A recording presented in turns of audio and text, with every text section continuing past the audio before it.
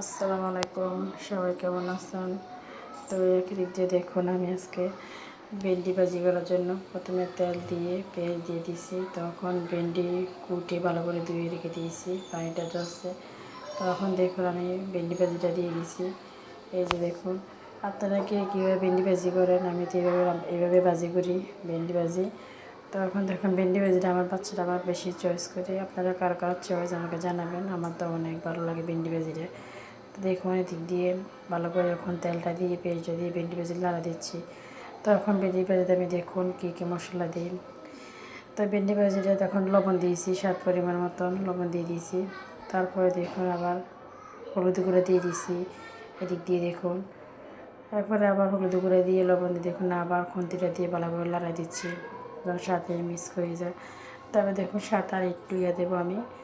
দেখুন লাড়ার পরে তখন একটু মিক্স হয়ে গেছে, একটু মরচি করে দিয়ে দিচ্ছি।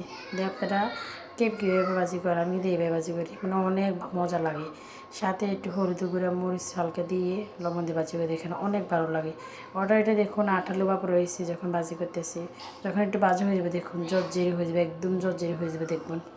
তখন এটা ওখানে ভাজা হয় না, আমি নাড়া দিচ্ছি ভালো করে ভাজার জন্য। দেখুন একটু সামান্য ওখানে তেল দিয়ে দিলাম। ওখানে যখন আঠা বাটা চলে গেছে তো একটু তেল দিয়ে দিলে ওখান তেলটা একটু গরম হয়ে যাবে দেখবেন। তখন নাড়ার উপর রাখবেন, দেখবেন একটার সাথে একটা একদম আলগে আলগে হয়ে যাবে মানে ভাজিটা।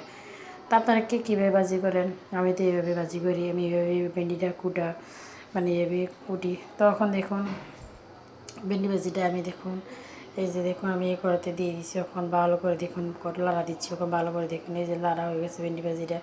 তখন ভালো করে ভেজে নেব, আর একটু ভাজা ভেজে।